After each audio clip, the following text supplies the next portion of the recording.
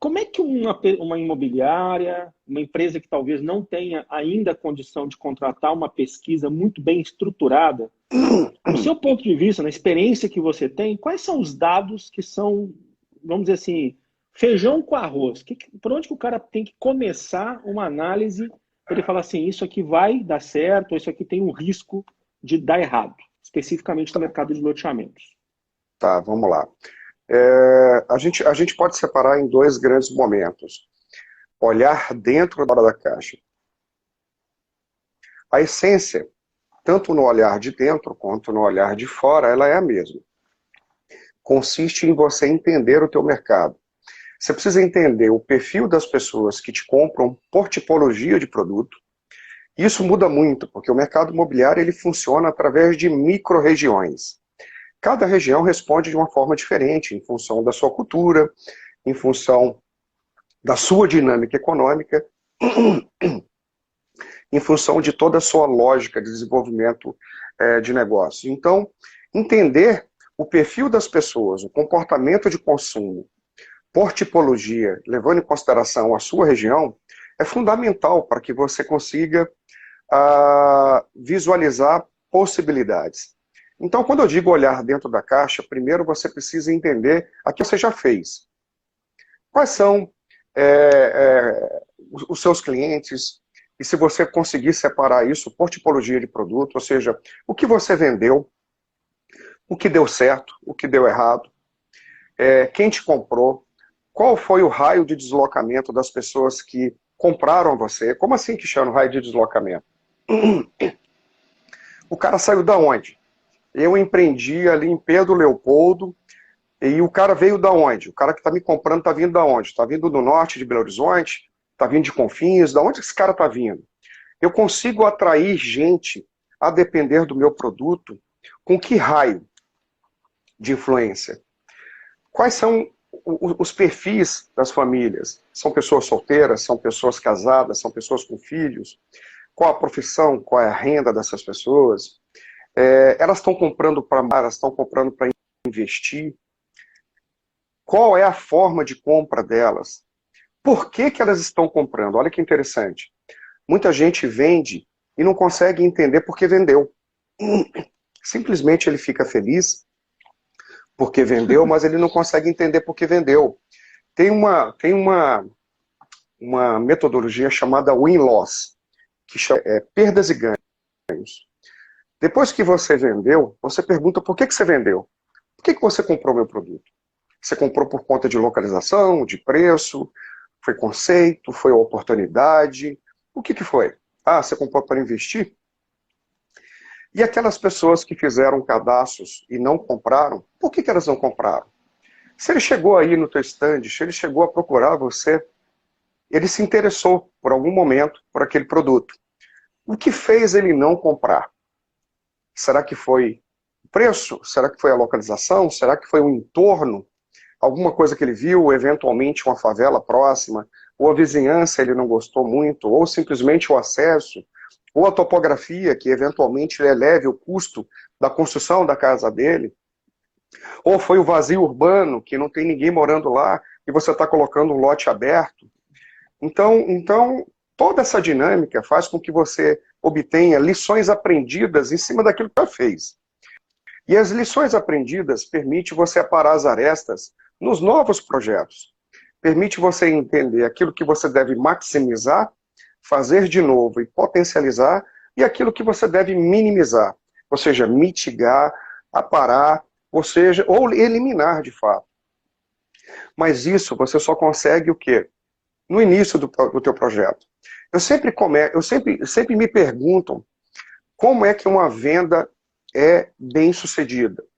Eu costumo dizer que uma venda bem sucedida, ela começa na sua prospecção, na escolha da área, na determinação do produto alinhado com as pessoas que vão comprar, na definição de preço que esteja alinhada com a capacidade de compra do teu consumidor, do teu público-alvo, na análise daquilo que a tua demanda precisa e deseja e, sobretudo, acha importante. Quando eu consigo entender o que a minha demanda acha importante, Eu consigo não só colocar um produto que esteja alinhado a eles, mas eu consigo definir gatilhos mentais. Hoje em dia, no marketing, nós temos muito pouco tempo para fazer com que as pessoas se interessem em olhar para algum anúncio. E a única maneira de você conseguir fazer isso é quando você oferta o teu produto sob a ótica dos gatilhos mentais, elevando os atributos que estão alinhados com aquilo que as pessoas acham importante, ao ponto de elas se submeterem a pagar mais por isso. Cristiano, eu queria até aproveitar isso, não sei se faz sentido, o que eu vou falar. Assim, eu estou percebendo aqui que tem muita gente aqui que é gestor de imobiliária, que está entrando aqui agora, alguns, inclusive, gerentes da Lotnet, de equipes internas da Lotnet. E é engraçado que a nossa cultura, até o Alex Jesué colocou aqui, na nossa cultura do mercado, existe pouca, qual que é a palavra? Cultura mesmo para pesquisa de mercado. Agora, uma coisa simples que você está colocando aqui, que me deu um insight, é o seguinte: muitas vezes os dados eles estão dentro das imobiliárias, estão dentro das loteadoras. Então eu tenho lá, sei lá, vou chutar aqui, num determinado empreendimento eu fiz 50 vendas. Cara, é pegar os dados desses caras, entender qual é o bairro que ele mora, qual que é a cidade que ele mora. Isso que você colocou é super legal, assim, isso vai me determinar qual é o raio de influência. E uma coisa muito legal que você colocou, que é o in and low. Tipo, cara, por que você me comprou? Fala a verdade, assim. O que te aqueceu o coração para você assinar o contrato, né? E daí, certamente o cara pode falar coisas que nós não nos tocamos, e os gatilhos mentais são exatamente esses pontos que as pessoas colocaram. O que fez com que ela tomasse a decisão? E eu posso potencializar isso nas minhas próximas campanhas de marketing. Não é isso? São coisas muito legal. Sim, são coisas muito simples. Na realidade, tudo uma questão de disciplina. E tudo uma questão de hábito. Se você começa a construir a tua informação, tem muita gente que tem uma percepção equivocada, que o Josué, ele colocou que a análise de dados ainda não é intensificamente utilizada. Não é uma cultura. Na realidade, Josué, ninguém nasce com isso, ninguém nasce com o hábito de fazer estudo, ninguém nasce com o hábito de entender a lógica. A gente constrói isso ao longo do tempo. E isso se forma um hábito a partir do momento que você implementa isso como um processo, como uma rotina. Se você entender, vamos lá, você falou loteador e você falou imobiliário. A loteadora, entendendo, vamos partir do zero, imaginando uma loteadora fazendo o seu lançamento, e a gente tem aquela pré-venda aqui, 3, 4 meses de cadastro, onde você quer lançar aí 500 lotes e você tem aí 2.000 fichas de cadastro, né? Bom, só 500 pessoas vão te comprar, 1.500 não vão te comprar. Porém, 2.000 pessoas estão cadastradas, estão interessadas, pelo menos é aquilo que a gente imagina. Já já você vai entender o quê. Agora, a gente acabou de fazer isso no empreendimento. Quando eu falo que inteligência de mercado ela é diferente de pesquisa de mercado, é porque a inteligência de mercado utiliza a pesquisa como ferramenta, e ela faz o PDCA. Cada nova informação, ela faz a engrenagem girar. E é esse exemplo que eu vou dar agora. A gente, o evento em outubro, onde nós fizemos lá 4 vezes a mais de cadastros, lançamos, vendeu, tal, aquele sucesso, e através de uma simples pesquisa de satisfação, para saber se as pessoas tinham gostado ou não, estavam satisfeitas ou não, a gente fez o win-loss, perdas e ganhos. Como? Você está satisfeito com o atendimento? Você gostou do empreendimento? Ah, gostei, tal, tal. Você pode me dizer um motivo por você ter adquirido o empreendimento? E ele vai te dizer lá um motivo-chave. E muitas vezes ele te diz mais do que um. Beleza, eu entendi porque ele comprou. Pergunta: quem aqui já ligou para todos aqueles cadastros que não te compraram? Pois é, a gente fez isso. Nós fizemos 1.500 ligações. Fizemos 1.500 ligações. Fulano, você se cadastrou, não foi? Legal. Por que você não comprou? O que houve? Teve alguma coisa que fez com que você mudasse de ideia? E olha que interessante. a gente descobriu uma série de coisas, inclusive imobiliárias que enxertavam cadastros inválidos, simplesmente para poder participar do processo. Tipo lá, havia uma exigência de que as imobiliárias só iam participar aquelas que tivessem pelo menos 200 cadastros. E teve gente que a gente ligou e o cara nem sabia, eu não estou sabendo de nada, eu não me cadastrei em nada. O que a gente chama de gato, né? O cara botou um gatinho ali no meio da sacola. Ao mesmo tempo, a gente descobriu que 35% das pessoas que estavam lá cadastradas e que não compraram, gostariam de comprar. E só não compraram porque um ficou chateado, porque o corretor não deu uma atenção que ele gostaria de ter recebido.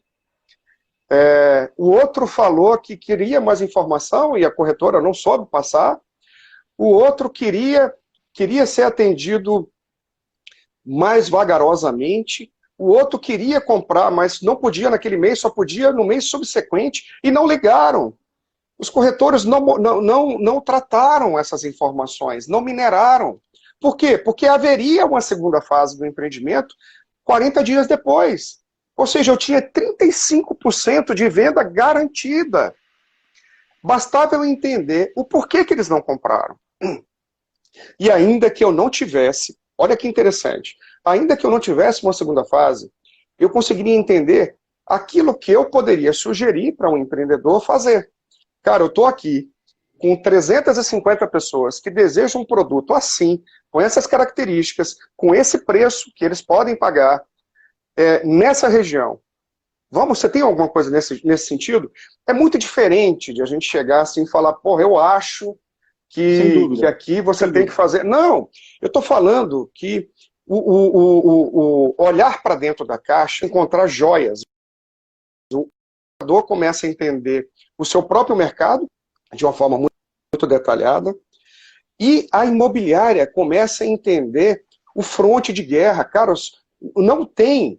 Se eu fizer uma analogia, se fosse uma empresa de pesquisa de mercado, ele não se dá conta disso. Isso é que é o mais interessante. Ele não se dá conta, porque ele não minera a informação, simplesmente porque a informação se perde entre a entrada do cliente e a saída do cliente do stand de venda.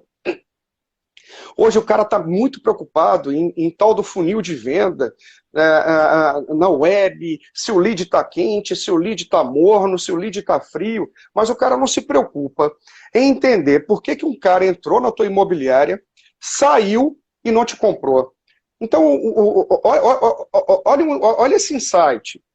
Você já parou para perguntar em que fase da jornada de compra esse cara está na hora que ele entrou na imobiliária? Exemplo, uma simples pergunta. Você começou a comprar, a procurar esse é o seu primeiro empreendimento que você está procurando? O seu primeiro apartamento? Não, já estou pesquisando há 6 meses. E eu já tenho algumas opções. Ou seja, você conseguiu entender que esse cara está no final da jornada. E se ele está no final da jornada, ele tem poder.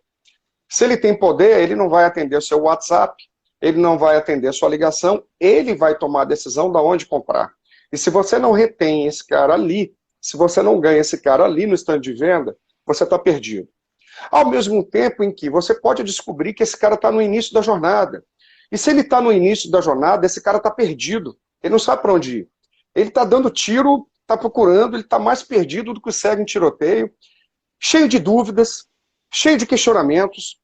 Puta merda, quanto é que eu vou gastar nas taxas de contrato, na escritura, como é que é a forma de pagamento, essa galera financia, não financia, como é a poupança. Né, Cristiano? E muito totalmente desconfiado, achando que todo mundo vai roubar ele.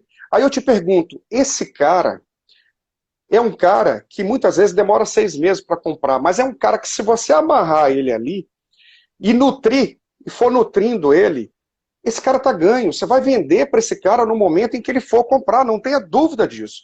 Ainda que ele não compre no teu pipeline de produtos.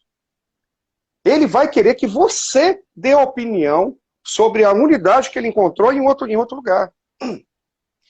E aí você começa a entender o quê? Como é que eu posso ajudar o meu cliente, o meu adquirente, em diversas fases da jornada. No início, que tipo de informação eu posso dar para esse cara?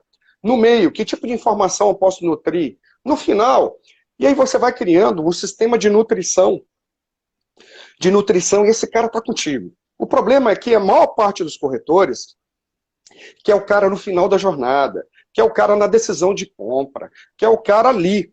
Porra, mas isso aí, esse cara é o pior, é o cara mais difícil de você conseguir. Porque ele é o cara que tem poder.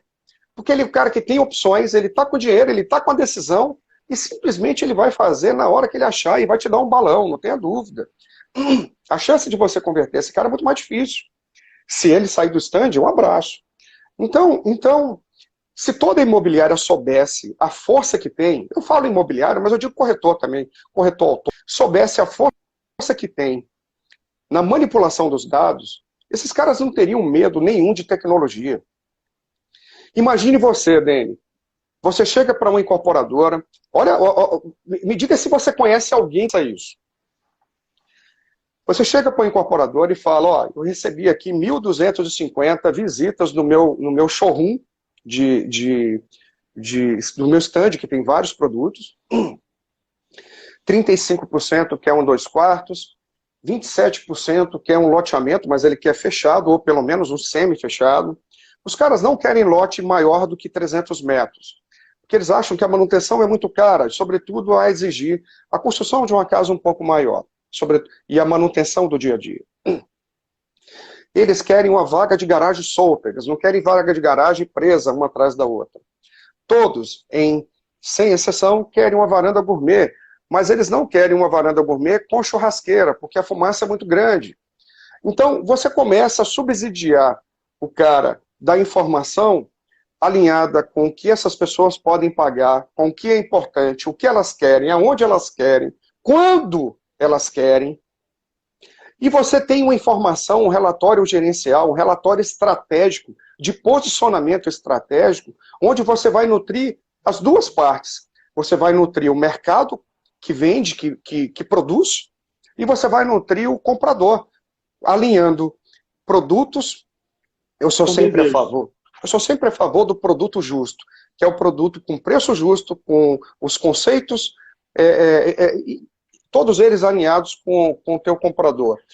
Então, se o loteador, o corretor, soubesse a força que tem, ele não teria medo de tecnologia, ele não teria medo de nada. O problema é que os caras são muito imediatistas.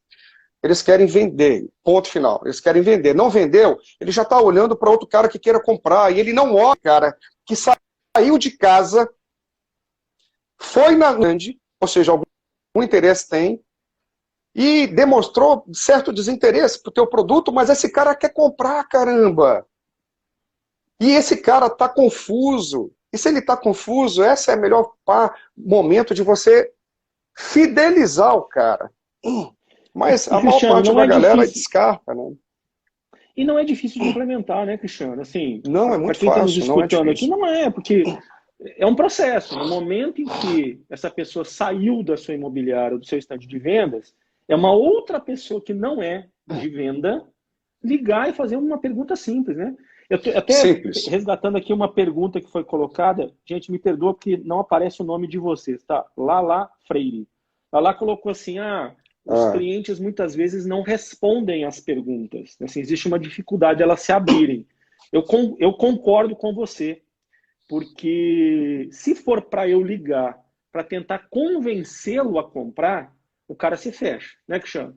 Agora, fecha. Não é o corretor que tem que ligar, não é o corretor. Se o corretor assim, ligar, o cara acha que você está querendo fazer pressão sobre venda.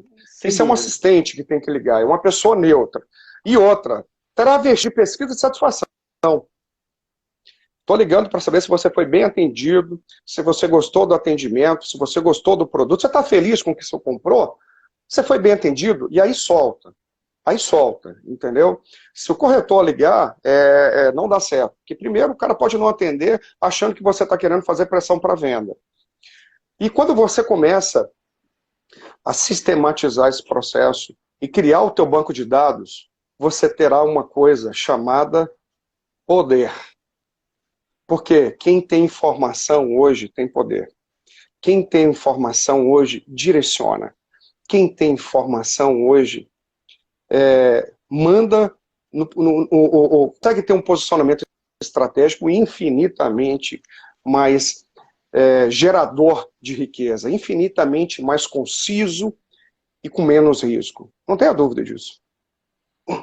Francisco está aqui, ó. Nosso querido Francisco Carô, Francisco Cardoso do Rio Grande do Sul. Francisco, um abraço, meu querido. Francisco é conterrâneo, eu sou gaúcho também. Ah, que coisa bacana, rapaz. Olha só. Francisco muito tem que fazer bacana. uma live aqui com a gente também para falar um pouquinho da experiência dele, que é um cara que tem muito a contribuir com a gente. Francisco tem muito conhecimento, tem muita informação, é um cara que tem uma vivência e uma visão de mercado muito legal.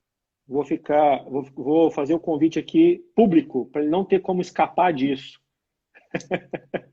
Mas, Cristiano, pegando um gancho que você está falando, agora eu vou fazer uma propaganda aí importante. Quem não fez ainda o curso de inteligência de mercado com o Cristiano, com o Paulo e com o Caio, vale a pena. E o Cristiano me falou ontem que vai fazer uma online. Eu vou disponibilizar aqui para todo mundo nos nossos grupos, tá? Mas uma coisa que nós aprendemos... Inteligência comercial, né? Desculpa, inteligência comercial. Isso. Uma coisa que eu aprendi no curso com o Cristiano é que a gente precisa ser muito criterioso com relação à análise de dados. Então, vou pegar um exemplo prático. Nós fizemos um lançamento agora, que graças a esse cuidado que a gente teve com os dados, a gente tomou uma decisão de dar continuidade ao processo, apesar do Covid, e fomos bem-sucedidos, graças a Deus. Vendemos 75% até ontem. Fantástico, fantástico, fantástico. Graças a Deus. Eu morri isso é um de medo, bálsamo tá, pra gente. Isso Isso é um bálsamo. Escutar isso em plena época de Covid, que você teve êxito, 75% disso. Isso é um bálsamo.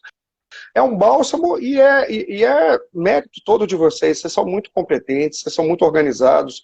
E isso é só o começo, Daniel. Eu não tenho... Esse trabalho é muito bacana. Você conseguir vender nessa época não é sorte, é competência, realmente é posicionamento estratégico.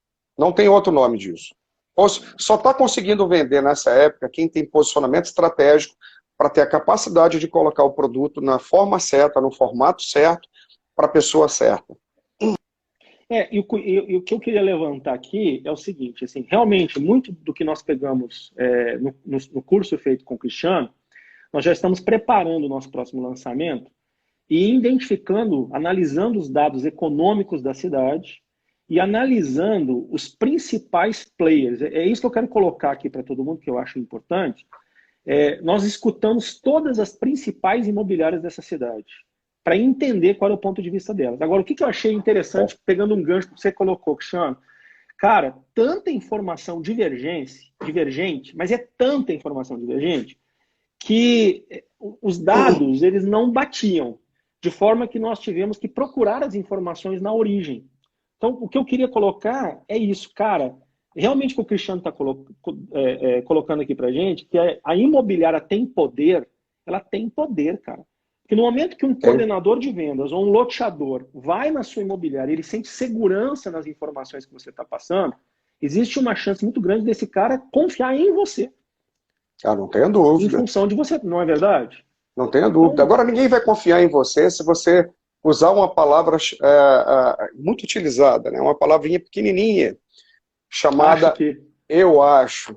Né? Eu acho. Eu acho, tipo, não olhe para trás. A divergência, ela se dá por conta disso, Dani. As pessoas não tratam os seus dados, elas simplesmente desperdiçam, os dados se perdem. E aí o cara fica no cognitivo, porque ele viu passar, mas ele não consegue dimensionar volume. O cara, por exemplo, eu atendi não sei quantas pessoas, tipo 30 pessoas, algumas queriam 2 quartos, a maioria eu escutei que queriam 3 quartos. O que vai ficar no meu cognitivo? As pessoas querem aqui um 3 quartos. O que vai ficar na minha... Então, soma ao feeling do cara e ao viés, que é muito perigoso. Eu costumo dizer que o momento mais perigoso no setor imobiliário é quando você conhece o setor imobiliário. Porque quando você conhece o setor imobiliário, usar o viés é muito fácil, é muito simples. É igual o piloto de avião. A maior parte dos acidentes sempre acontecem com os pilotos mais experientes. Quando o erro é humano, sempre na maior experiência. Por quê? Porque o cara se confia tanto que ele pula etapas de checklist. E a mesma coisa a gente faz, que é o quê? A gente começa a criar viés, a gente começa a misturar aquilo que é bom pra gente, aquilo que é interessante pra gente, aquilo que eu acho bom e que eu acho legal em um direcionamento, em um conselho, em uma consultoria, em uma mentoria. E não pode. Não é uma coisa simples. Eu utilizo, por exemplo, na minha empresa, que eu tenho muita gente experiente com análise criteriosa e multidisciplinar. A gente toma o maior cuidado, porque volta e meia vem viés. Ele começa a amarrar a lógica e ele começa a direcionar para aquilo que ele pensa. Lá no escritório, a gente tem, no mínimo, 4 pessoas para fechar o relatório. Se as 4 pessoas concordarem, a gente vai para uma outra, porque isso pode estar errado. Então, a gente sempre passa por um crivo de mais de uma pessoa. Normalmente sou eu, é a Juliana, minha sócia, é a Lorena. Então, sempre passa para a gente ter visões diferentes de uma mesma coisa. E não tenha dúvida, sempre a gente tem o que acrescentar, é normal isso. Você precisa se manter neutro. Então, quando você pega os dados e quando você começa o processo de coleta e tratamento, você começa a ficar entrando num processo da neutralidade, porque você vai começar a ler, você vai começar a interpretar os dados, e isso não tem achismo, isso tem o quê? É apenas amarração e leitura. Você vai ter insights estratégicos em função daquilo que você está vendo. Eu acho que o grande tchan é você determinar as perguntas-chave. O que eu preciso saber? O cara morava de aluguel? O cara tinha domicílio próprio? Ele está comprando para fazer um upgrade? Ele está comprando para ajudar o filho? Que profissão ele tem? Quantos filhos moram com ele?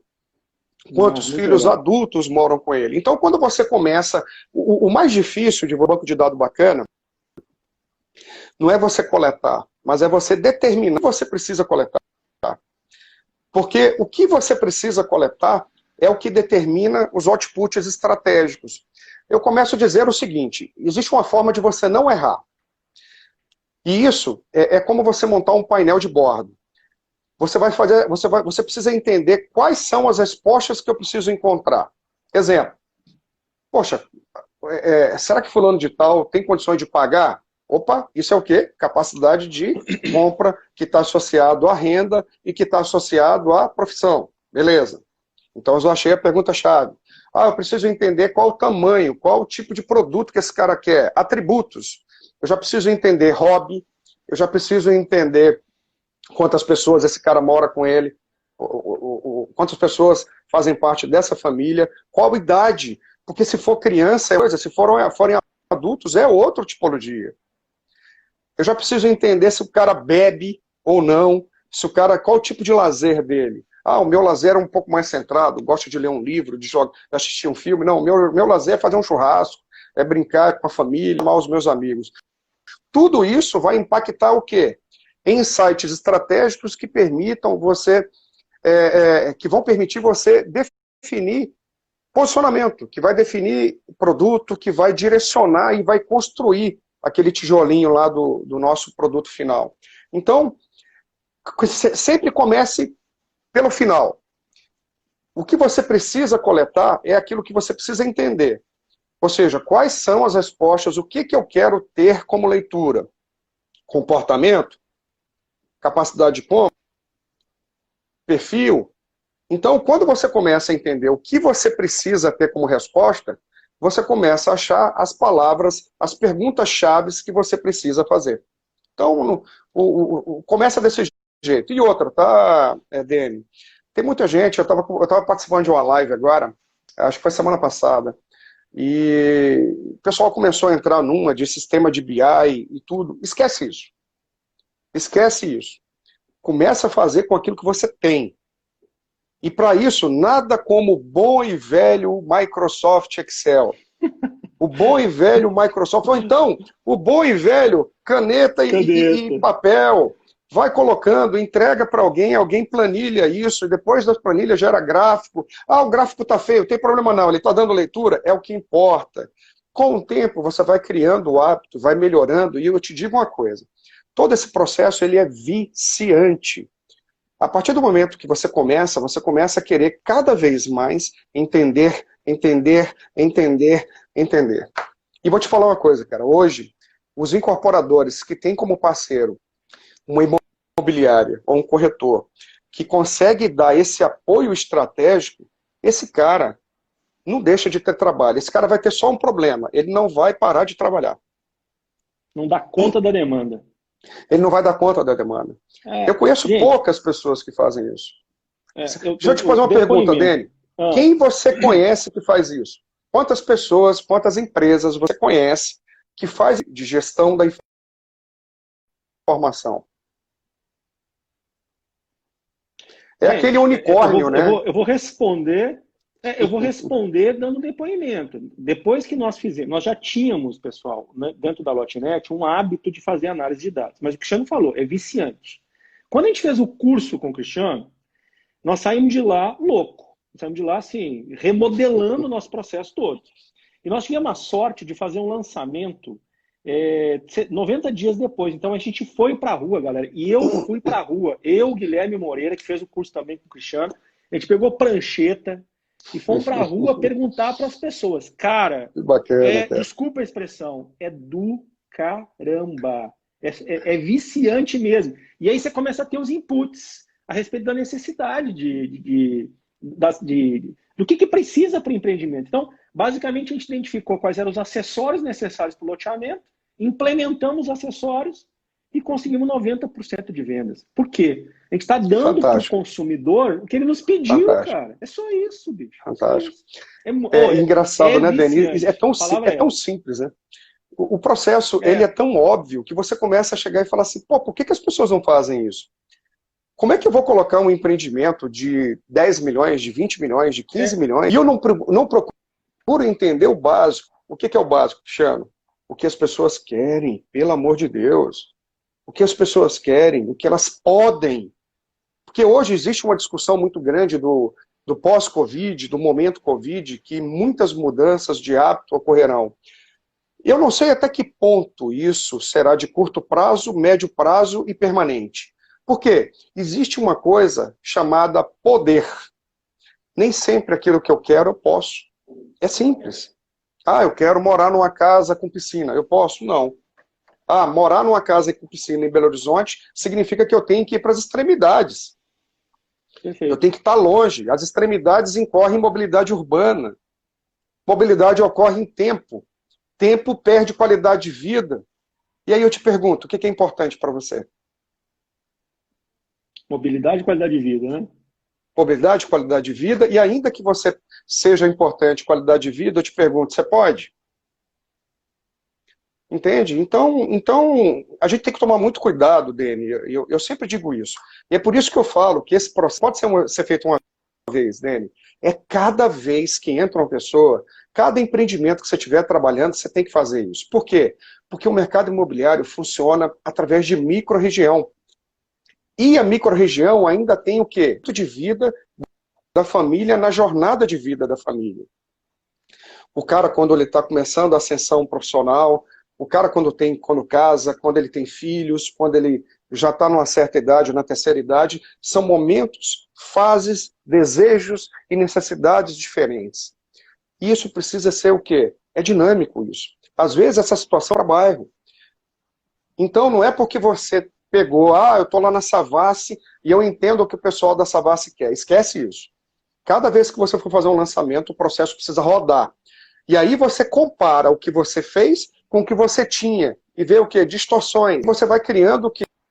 Cada vez mais informação. E mais interessante, você começa a ter visão temporal, você começa a entender se uma informação num determinado produto modifica em função do tempo e de fatores exógenos, de crises, de política, e por aí vai. Cara, é muito gostoso, é bom pra caramba. É muito legal. A gente começa a falar isso, eu fico empolgado, né? Eu vivo isso diariamente. É empolgado. O Francisco está colocando uma coisa que é uma grande verdade. A gente não vende lote, né? A gente não vende. O lote é um meio para resolver um problema ou para a pessoa atingir um grande desejo na vida dela. Sim. E os gatilhos mentais é quando a gente consegue, através de algum mecanismo de análise, identificar exatamente quais são os principais desejos das pessoas. Né? Assim, realmente é muito legal. Exatamente. Cristiano, é muito legal, assim, você está levantando um monte de insights aqui, eu já estou na terceira página de anotações aqui, a respeito de dados que são importantes que a gente, dentro de uma imobiliária, possa conseguir Tá chegando levantar. aqui tá chegando uma menininha aqui, já, viu? De 3 anos. É?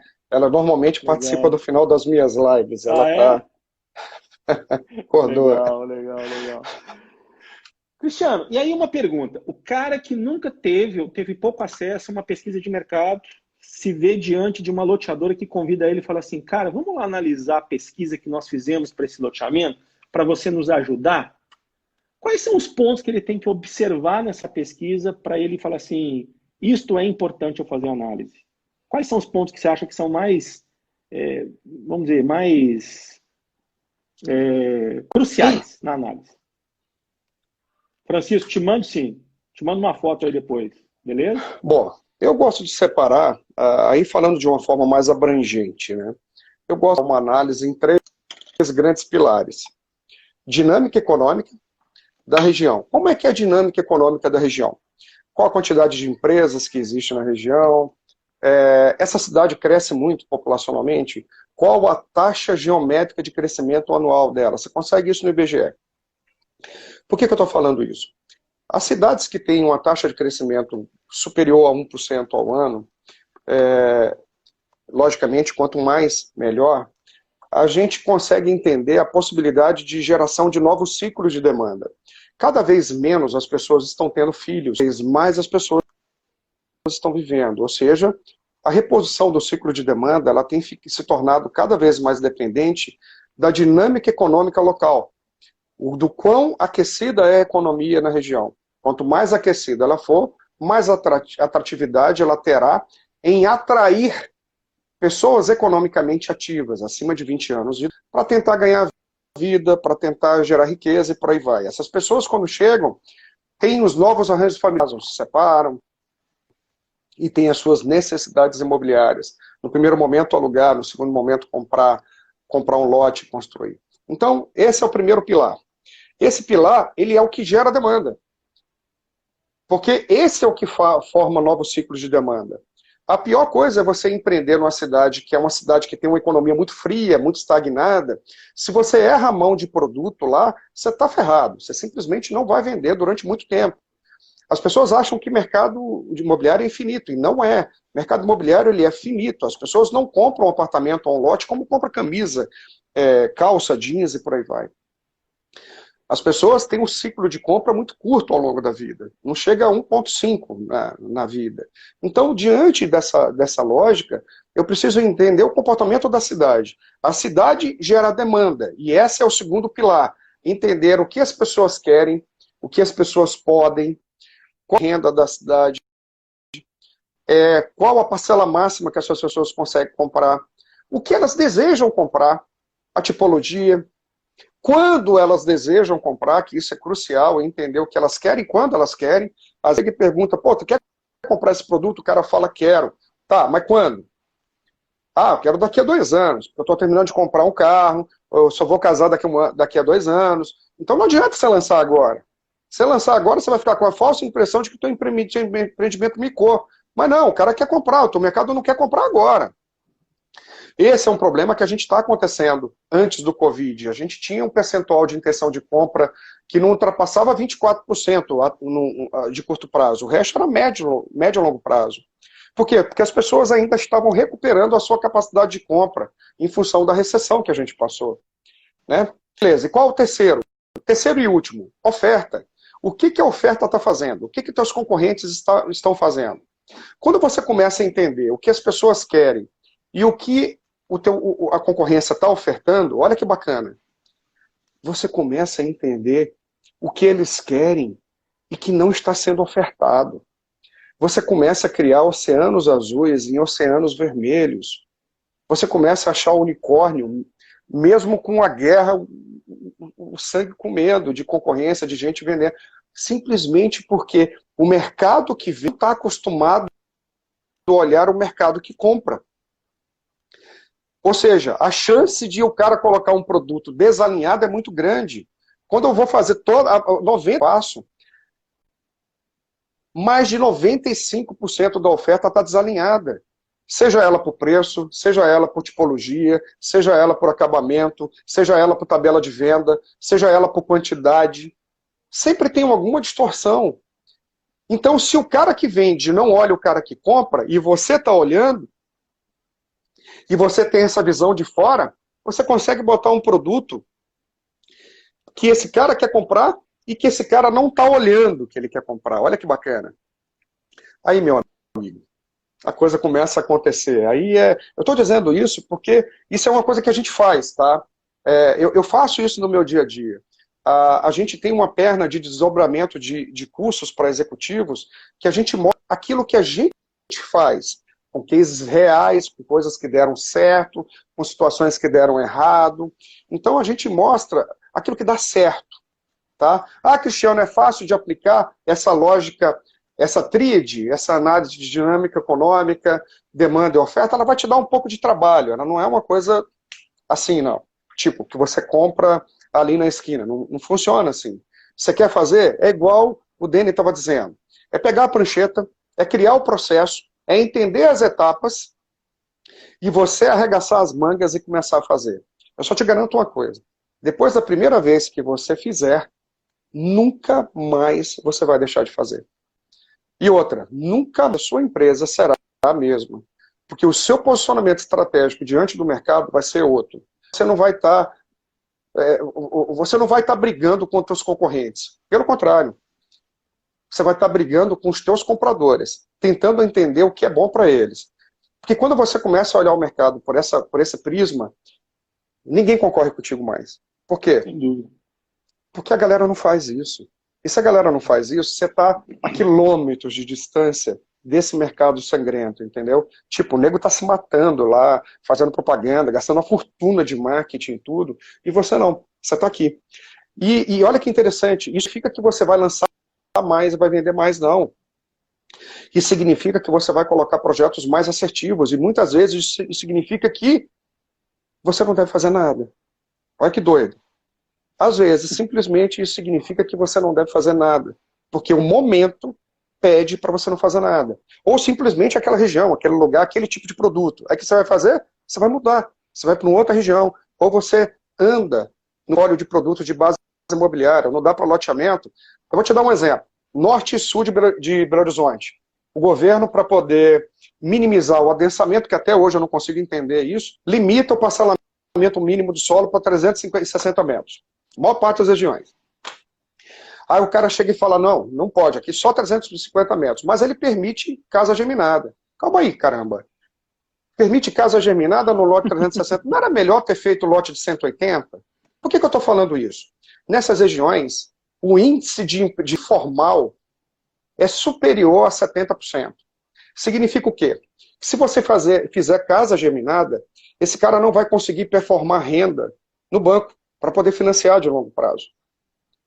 Aí resta para ele o quê? Lote. Só que o empreendedor não consegue fechar a conta de botar um lote popular ou médio-baixo com 360 metros. A conta financeira não fecha.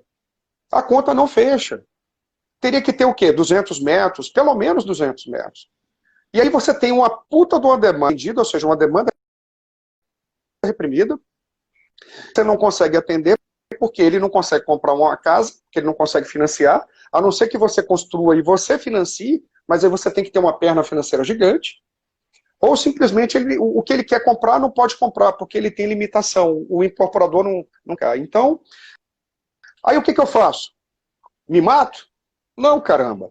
Eu vou tentar encontrar o meio termo, eu vou tentar encontrar aquilo que se pode, alinhado com aquilo que se deseja.